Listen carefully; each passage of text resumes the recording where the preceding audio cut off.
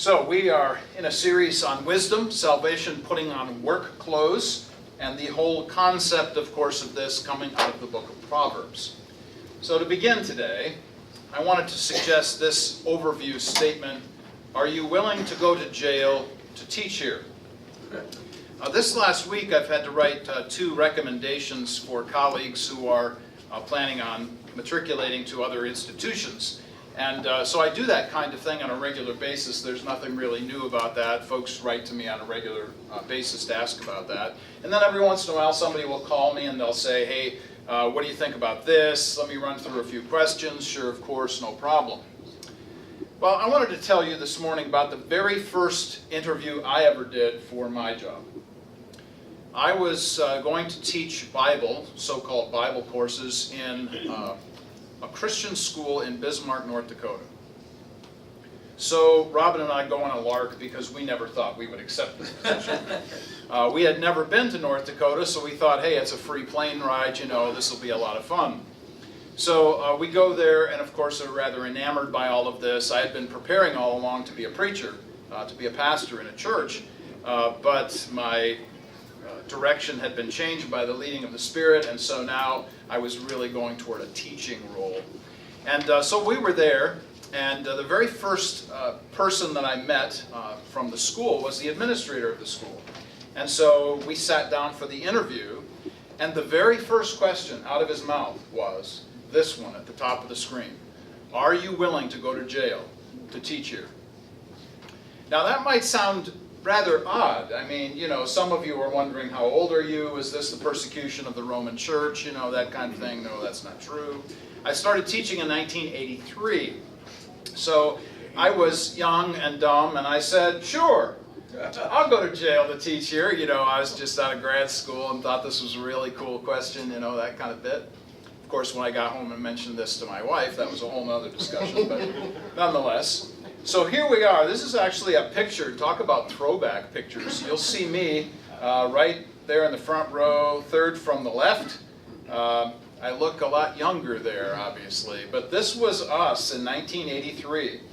So homeschooling and Christian schooling specifically well, homeschooling was outlawed and Christian school was frowned upon in Bismarck and Mandan, North Dakota. The state overall wanted to mandate that everybody go to a public setting, and so it was seen as a real threat as far as the state was concerned to their responsibility.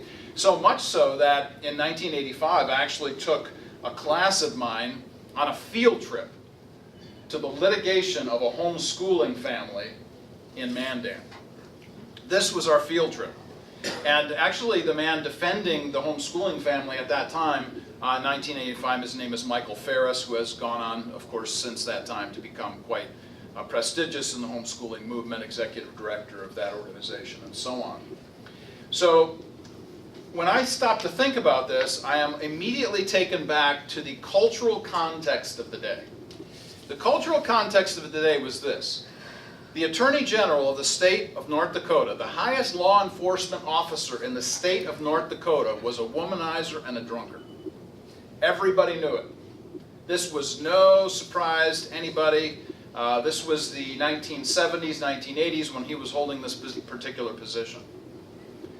But what was fascinating about the AG in North Dakota in 1983 and following was that he defended homeschooling and Christian schooling rights in the state of North Dakota. So much so that he said it's not the state's job to mandate educational choice in this state or any other state as far as he was concerned. But what was he most known for? He was most known for being a womanizer and a drunkard. Now I pause here at this particular point to suggest that the very people in charge of things sometimes, we may look at them and want to just throw up, quite frankly.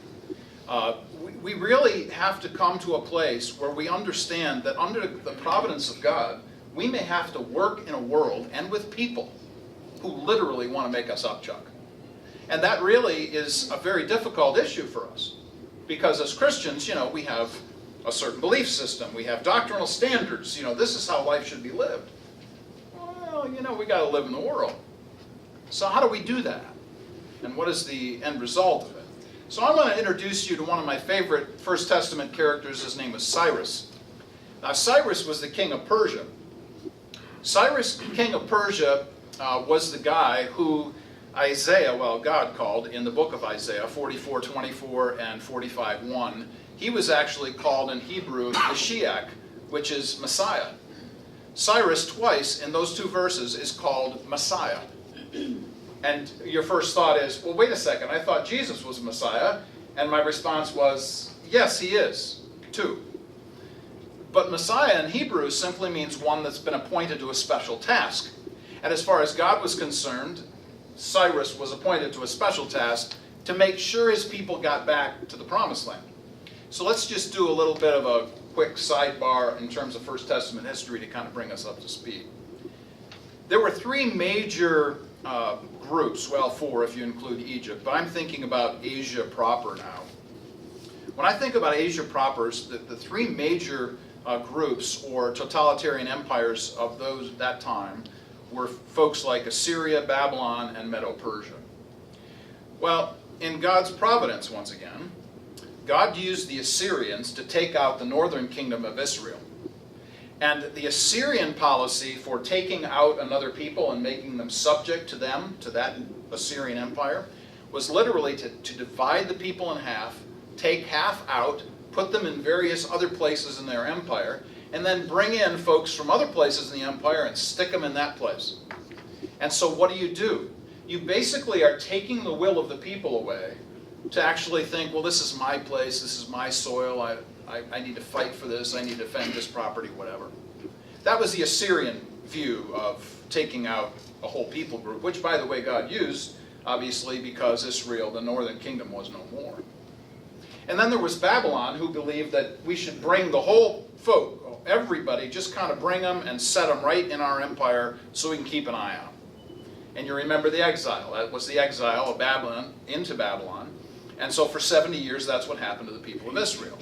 Well, Medo-Persia comes along, Cyrus in particular, and remembering God's economy and the timing of God and his providence, here you have this view of taking care of the people in terms of replacement. That is, we don't want you here. we want you to go back where you belong, basically, if I could put it in modern terms. We want you back in your own property. We'll send an overseer. If you get out of line, we'll bring our army and kick your butt, that kind of stuff. But nonetheless, we don't want you here. We want you back where you're supposed to be. Well, again, in God's providence, God uses Medo-Persia, especially King Cyrus, to do the task of sending people back to the Promised Land. Now, some of you are sitting there thinking, how in the world does this relate to the book of Proverbs? And what difference does this make to anything? Well, hang on, we're getting there. So, the bottom line to First Testament teaching was what I just suggested about Cyrus. Let me give you an example of this from Second Testament teaching, specifically the Apostle Paul. And you'll notice the title of this slide, I will take what you give me. And in Paul's case, remember, he was out preaching. He was doing his thing in terms of the gospel. The Jewish population was upset by this. They enraged the Romans. The Romans, of course, in turn, took out spears and swords and wanted to take you out. And in this particular case, they were actually going to flog Paul because of his preaching, because he had basically created a furor. Romans don't like furor, they like peace and prosperity and leave things alone. So Paul, about to be flogged, says to the centurion who's about to beat him, "Are you in the manner of beating Roman citizens?" And of course that was forebodden. You didn't do that to a Roman citizen. So we find in Acts 22, 22 to 29, this whole example of how do you deal with this in a wise way? How do you deal prudently with the kinds of things that we're dealing with? 23 to 26 then kind of gives you the overview of how we think about Felix, Festus, Agrippa, and Caesar. And I wanted to end with this line. I may not like you, but my responsibility is to respect the authorities given by God. Paul was doing that, but he was also giving what was given to him. And that is specifically this opportunity to say, hey, you don't do this to a Roman citizen, and oh, by the way, I'm one of those. How do I live in a pagan world? So you're looking at a whole bunch of different folks here, Justin Martyr, Irenaeus, Clement of Alexandria, and Tertullian. These four gentlemen were considered to be, in the First Testament time or Second Testament time, apologists. An apologist was somebody who was defending the faith. And in this particular case, you can tell by the years, I put the years up there in particular for this purpose to say they were very close to the early church. That is, within 60 or 70 years of the time the church actually started. And I emphasize this because these guys, as well as a whole bunch of others, were basically saying to the Roman government, hey, wait a second. Y'all are really upset with us. You don't like us here. You think we're causing all kinds of problems. Let's be clear about this. We aren't, by the way. And here are some good reasons why not.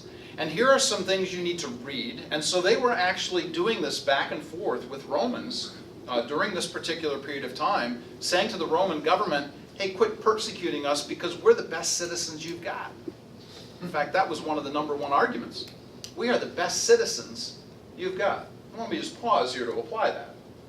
Quite frankly, in this culture, Christians are, for the most part, the best citizens this country has got.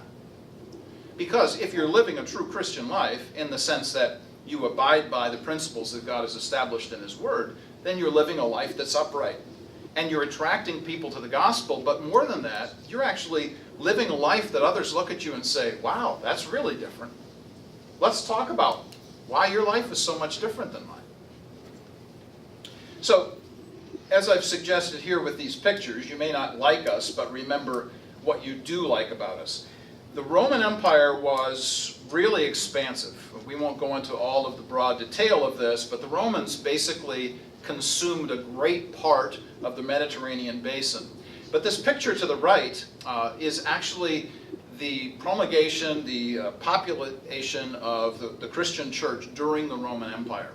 And the Christian church started very small but expanded quickly, so that within the first couple hundred years, the Christian church was all the way through, pervasive through the Roman Empire. And the Roman Empire, of course, concerned that it was not going to be having it was concerned that its authority would be diminished in some way by this other power, this other group. They were then concerned, of course, for the Romans, or for the Christians. So, how do we live in a pagan world? Necessitates prudence. Finally, we get to the book of Proverbs. Finally, we get to a wisdom word. Remember, in weeks past, we have talked about these 7 words, and they look like a kaleidoscope. And one of the words that we want to emphasize today is the word prudence. So we're addressing the question of, okay, how do I live in this world? Why is it that Mark's first interview question was, are you willing to go to jail to teach you? What is it about the Christians in the Roman Empire that's so off-putting? What is it about living as Christians in this culture that is so different and difficult sometimes? So I would like to suggest a few ideas as we go through this morning to suggest how it is that we might live differently in a world that really is antithetic to a Christian view. So we need to learn to speak so that others will hear us. Now, we learn how to do that by, if I could be so bold and blunt to say it this way, we need to shut up and listen. We need to listen to people. In fact, I would suggest that out of 1 hour of discussion, that 55% of it be listening, and 55 minutes should be listening, 5 minutes should be talking. We need to learn both sides of issues so that we don't become enamored by or taken over by a cultural movement of the day. And we could talk about political parties or movements or institutions, lots of different things there. We need to step outside of political ties. There are, of course, with the election coming up this week, I mention this because of the emphasis that as Christians we are not allied to a party. We are specifically living in a world that is antithetic to a Christian view of life and things, and therefore we need to set the standard or a basic example for how people ought to live. And then we need to learn winsome language. How are we going to attract people with our language? And then finally, we need to learn the cultural language. Sometimes we go into situations and we don't understand what it is that people think when they say a certain word. So, for example, this last week on the radio program, for those of you don't know, we have a radio program on Wednesday mornings 10 to 12, and my producer, H.B. Bell, is an African American who has really introduced me to a lot of different folks in the Indianapolis community. I mentioned that specifically because this last week we were discussing the importance of place. And we had somebody coming in this last week who was actually involved in the Indianapolis Housing Development Corporation. And she was in talking about place's importance in Indianapolis. But in part of the process this last week, I kind of flipped the script on HB and I said, I want to ask you a question, because he's always asking me questions. I asked him to explain to the audience what it is like to go to a black barbershop. Now I emphasize this because in the black community, the barbershop is the centerpiece of cultural, social understanding, and specifically for men. So he waxed eloquent on how the young men in the barbershop are supposed to remain silent until spoken to. The older men in the barbershop, this is their opportunity to speak about social and political issues. This is the cultural view of, let's say, the watering hole or the bar or whatever the case might be. In the African American community, this is the place of importance. So he was explaining all of that, and he was helping me and the audience to understand that there's a whole cultural language behind the barbershop and what actually happens there. Every single place that we are in has their own language, has their own culture, and we need to help ourselves to remember how to understand that before we begin to speak to it. Now, you're looking at this picture and smiling, I'm sure. I thought this would be a perfect picture for Prudence, since the first idea behind Prudence is one who has been around, a man of the world. Now, by that, I mean somebody who's wise to it, he understands its ways, therefore is careful in his relationship with it. That's the key behind Prudence. I think sometimes we have these huge expectations because we come into a culture as Christians and we view this life and things around us in a certain way. We need to learn how to ask questions. Remember I mentioned just a few moments ago, we need to shut up and listen. We need to learn how to ask questions and by that improve our prudence scores. Been there, done that. Actually was first uttered, I found out, in 1982 in the context of marriage, which is interesting. But besides getting all bent out of shape about that, I think we use this kind of phrase all the time. And I suggest it here because this is part of what prudence suggests. Been there, done that suggests hard ethical questions. That is, I've been through the fire on this one, I understand what that means, and now it's going to help me to make this decision over here. This is a person who ponders. He is aware, alert, attuned, and attentive. I actually posted this on Facebook this morning. This person, she acts upon preconceived, planned, well-established set of spiritual standards. And to address that question again, people around this person will look and say, where did you learn how to live that way, or why did you think this way? According to 5:1, in Proverbs 5:1, it says the prudent person does this, ponders, but in 5:6, it uses exactly the same word in Hebrew to suggest somebody who does not. The person who is the wanderer, who wants to attract or allure people to her side. This is a person, in terms of prudence, who knows the ropes, actually comes from a nautical background. But I think one of the greatest people in our culture today suggests somebody who knows the ropes is Condoleezza Rice. This is a person with prudence, knowing what's right in the foreign stimulus of moral evil, and follows through with it. I think about Condi mostly because I think about the old Soviet Union. Condoleezza Rice is not only an expert in international relations, having been Secretary of State and so on, so that she was traveling the world, but she actually can speak Russian. It's really important that you know the language of the people that you go and interact with. So if you're going to be Secretary of State, it would behoove us then to have some sense of the language, the culture, and history. Certainly she does fit all of those bills. And it is in contrast to the simple person that we've actually talked about in past weeks. So here are some examples of prudence in Proverbs. 12:16 says, the vexation of a fool is known at once, but the prudent ignores an insult. Oh, how hard is that? How hard is it to just walk away when you are maligned?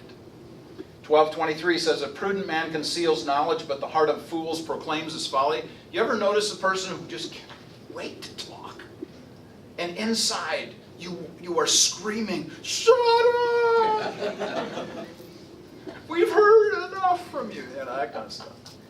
14:8, the wisdom of the prudent is to discern his way, but the folly of fools is deceiving. So the fool is always interested in not only getting people on his side, but also kind of pulling the wool over their eyes, so to speak.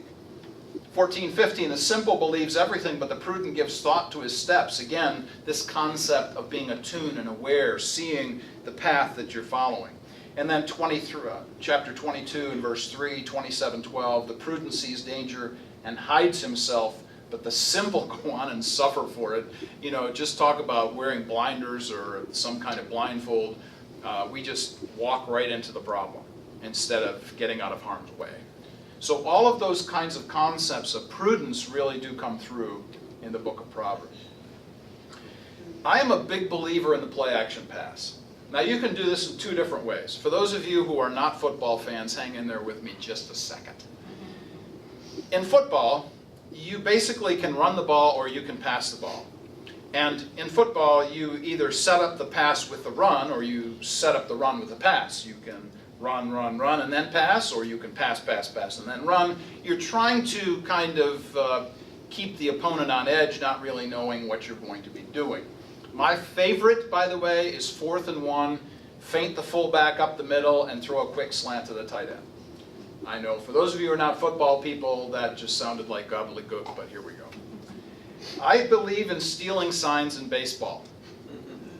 I believe in benefiting from bad calls. I believe that feints, fakes, and the crossover dribble are some of the greatest things ever developed in athletics. Now there is subterfuge here, but subterfuge is not sin if we don't say everything that we think. So the point of deception, for instance, in competition, is to be prudent, somebody who kind of holds back information, doesn't give it all away. If you're like the Cleveland Browns, you do the same plays all the time, and that's the reason why you're 0-9, these kinds of things. Sorry, I got caught up in a moment there. We need to take a look at this parable. Let me read this to us. If it's been a while since you've read this, let me suggest this as our scripture reading this morning. This is Luke 16, 1-9. He also said to the disciples, this is Jesus speaking, there was a rich man who had a manager, and charges were brought to him that this man was wasting his possessions. He called him and said to him, what is this that I hear about you? Turn in the account of your management, for you can no longer be manager. He was going to get fired. And the manager said to himself, what shall I do since my master is taking the management away from me? I'm not strong enough to dig, and I'm ashamed to beg. I've decided what to do, so that when I'm removed from management, people may receive me into their homes. So summoning his master's debtors one by one, he said to the first, how much do you owe my master? He said, 100 measures of oil. He said, take your bill, sit down quickly and write 50. Then he said to another, how much do you owe? He said, 100 measures of wheat. He said, take your bill, write 80. The master commended the dishonest manager for his shrewdness, for the sons of the world are more shrewd in dealing with their own generation than the sons of light. And I tell you, make friends for yourselves by means of unrighteous wealth, so that when it fails, they may receive you into eternal dwellings. Now, I've basically given you on the handouts there today, I'm not going to read every single word on all of these screens, but that particular handout today will kind of give you the backdrop to the word cunning or shrewd in Scripture. That word is a really powerful and important word, and one that's not often talked about, but one that really lines up right next to the concept of prudence in the book of Proverbs. So when we're talking about dealing in a world, really dealing with a pagan world, remember that's how we started this whole thing. How do we deal with a pagan world? The idea is a feint up the middle while circling around the flank. We need to find ways to operate in the world that are different from just being obnoxious, beating people on the head, telling them they're wrong and we're right. We need to find a different way to go about doing this.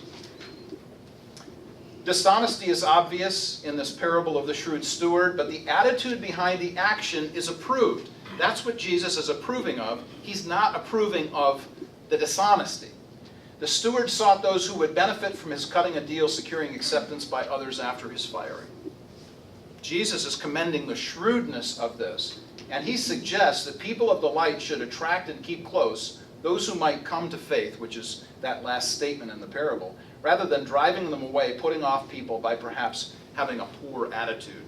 His emphasis here, of course, is to use fiscal wealth here to gain eternal friends there. The idea, of course, is that this world is simply something that we are anticipating another world for. Preparation for working easier, that kind of concept of greasing the skids, that's what prudence suggests here. The unjust steward was providing for his own future. Once again, Jesus is not commending the dishonesty, he's commending the approach, the attitude with which we approach our problems. Diplomacy is being used to accomplish one's ends, in this case a self-centered motive, obviously. Instead of attraction for future gain, heaven, Jesus seems to lament that believers instead drive people away who should be reached. So what should we do with the things that we have? It says in 16:8, we should make friends for heaven. The whole concept, of course, is giving and the financial basis for that.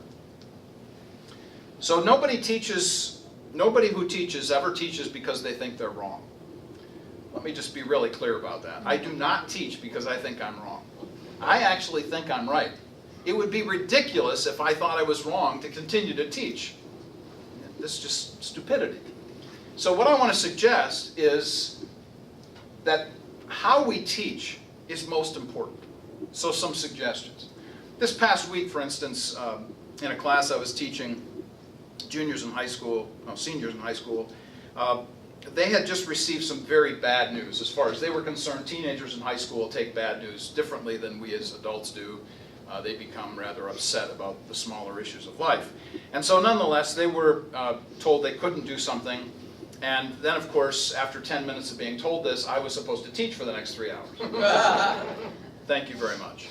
So I knew this going in, thankfully. I knew ahead of time this was going to happen, and I had already prepared and planned for how I was going to respond to this.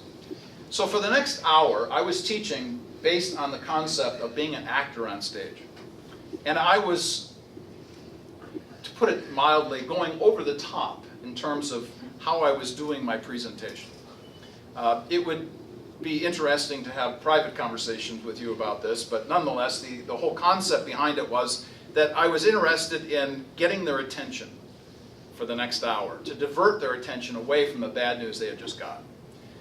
I did this for a certain reason, because I knew in prudence that the only way they were going to get to the next level that we were moving to scholastically is if we change things up.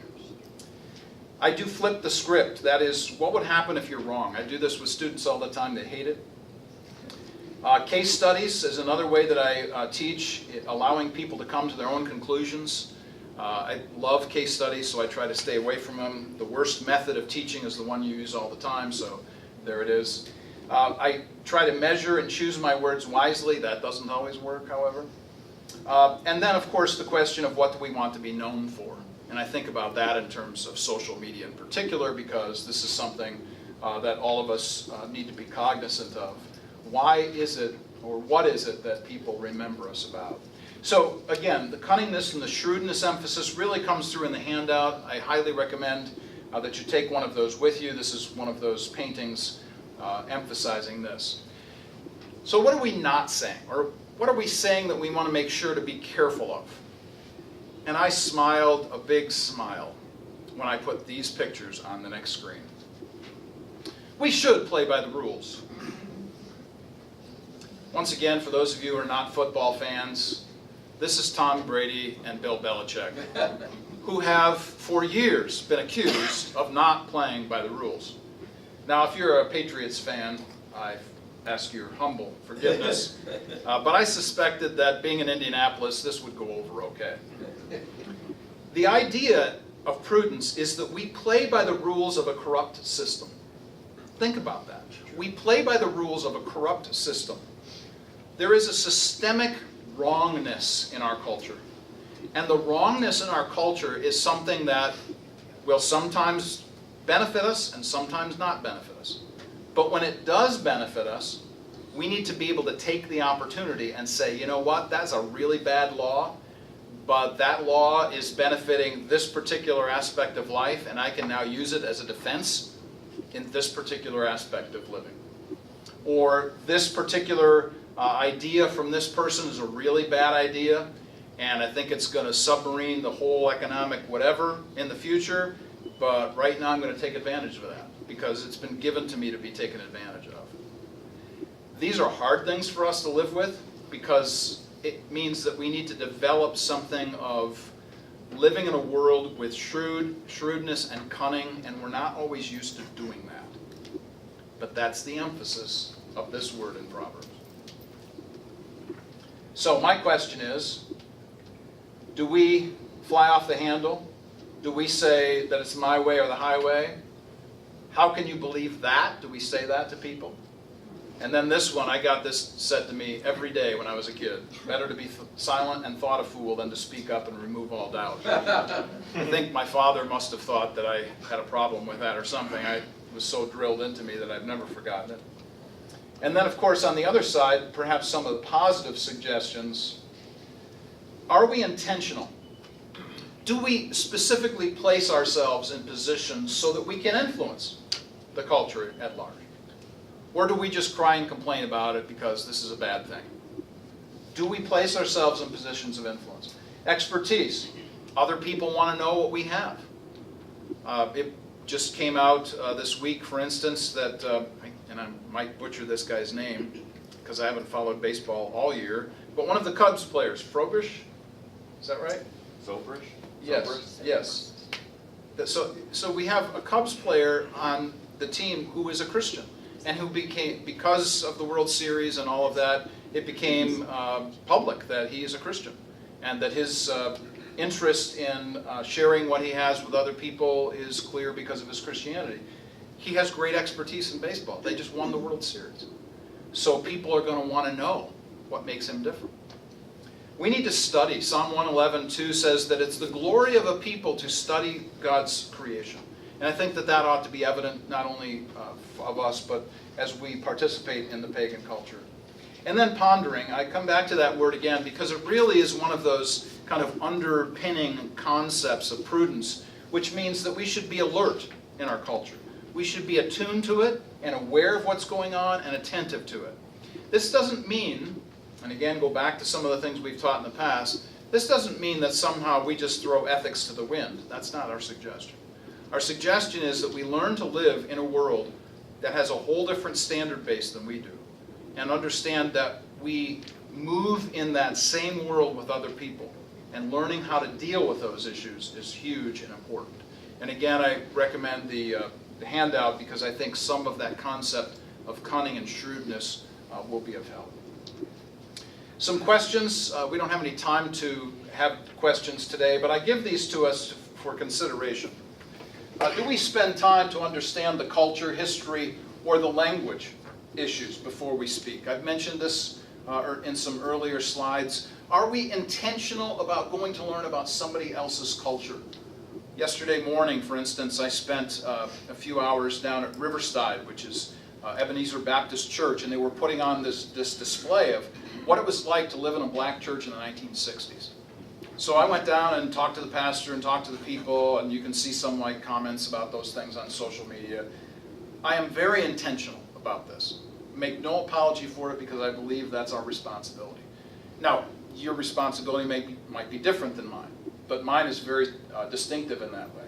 Do we consider how to communicate our point of view with winsomeness, attractiveness, humility, and honesty? Can we be honest while being humble? Can we say what we need to say in a way that makes people think without turning them off? Number 3, do we know the other side of the story? Do we know the best arguments presented by the opponents? Or do we just go in guns blazing because we read this on fill-in-the-blank website? Are we interested in getting the other side of the story? Do we live with respect for the authorities given by God? This is one of the key passages in 1 Peter. I'll be writing about this actually this week on the website and talking about this because of the election. And I'll be emphasizing the concept of respect. No matter what happens, Are we going to respect? Because that's exactly what 1 Peter 2:13-17 says is our responsibility. Amen. And then finally, do we think about the future? This is the concept behind prudence, remember. Thinking about the future, not living in the past, conscious of the fact that we will need to know when to hold them and when to fold them. Are we prudent in that sense of being broad-thinking people who see the world and the culture around us, understand it, know it's absolutely wrong, know it's absolutely going in the wrong direction, but moving with the group of people or community in which I live, the neighborhood, the job site, whatever, so that I might have an influence in the world that God has given me to be prudent in. Thanks ever so much for being here this week. See you next week.